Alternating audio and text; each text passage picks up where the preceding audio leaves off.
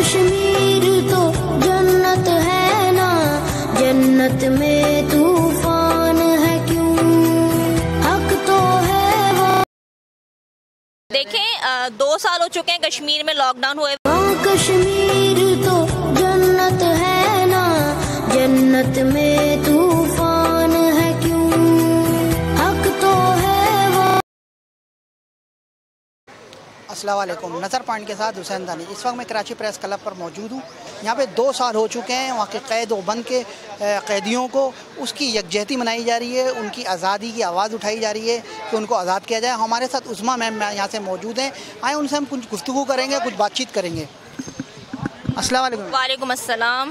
इस्तिसाल day मनाया जा रहा है आज, तो आप इसके हवाले से क्या बोलेंगे? प्रोटेस्ट करके आप क्या जाहिर करना चाहते हैं? देखें 2 साल हो चुके हैं कश्मीर में लॉकडाउन हुए हुए। यहाँ तो हमें कोविड की वजह से लॉकडाउन जब नहीं हम बर्दाश्त कर सकते, हमारी आवाम जो है वो बेजार हो जाती है, तो फिर ऐसी सूरत हाल में जहाँ कश्मीरियों को 2 साल से बाकायदा और उससे 72-73 साल से बेकायदा तरीके से लॉकडाउन का शिकार किया जा रहा है, ना उनको कोई सहूलियात मिल रही है, ना उनको उनका हक मिल रहा है।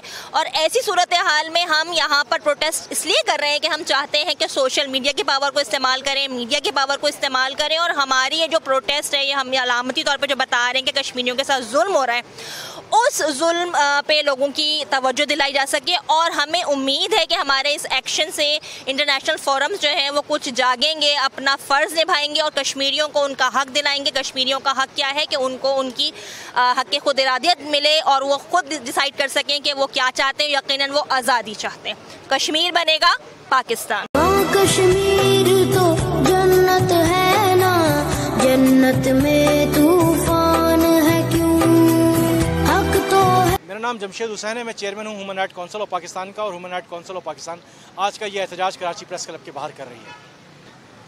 जी, human right council of Pakistan ने कश्मीर में आज 2 साल मुकम्मल हो गए। आर्टिकल 370 को रिवोक किए इंडिया ने, और आज के दिन जो है ना वो वहाँ पर उनकी जो बुनियादी आज़ादी रियासत की हैसियत थी उसको भी इंडिया ने छीन लिया। 2 साल से कश्मीरी कैद हैं जो इंडिया की जेल के अंदर कैद हैं। उस कैद के ख़िलाफ़ हमने यहाँ पर एहतजाज बुलंद किया। हमने जेल बनाई है और दुनिया को दिखाने के लिए कश्मीरी किस तरह से जुल्म व सितम बर्दाश्त कर रहे हैं और जेल में किस तरह से रहा जाता है। वहाँ पर जनाजे भी उठाए जा रहे हैं। मेरे पीछे आपको नज़र आ रहे होंगे कि जनाजा भी हमने रखा है। वहाँ पर हाफ विडोज़ भी हैं जो 12,000 से ज़्यादा तादाद में हैं। वहाँ पर हज़ारों बच्चे ऑर्फन हैं। 1 लाख से ज़्यादा नौजवानों को मार दिया। अरबों रुपए का मईशत का नुकसान कर दिया। सेब उनकी बुनियादी मईशत का काम था, लेकिन सेब की पूरी फसल को तबाह कर दिया उन्होंने। हज़ारों अरबों रुपए के दरख्त काट दिए। कश्मीरियों को माशी तौर पर भी तबाह कर दिया, उनका जानी तौर पर भी नुकसान कर दिया, और आर्टिकल 370 को रिव्यू करके उनका बुनियादी आज़ादी रियासत का जो हक था वो भी छीन लिया जो यूनाइटेड नेशन ने उन्हें दिया था। कश्मीरी बच्चा एक जेल में पैदा हुआ, कहता हुआ अब जानवरों की दुनिया में इंसानों के भूले चुप बैठे हैं जालिम की रस्सी खोले।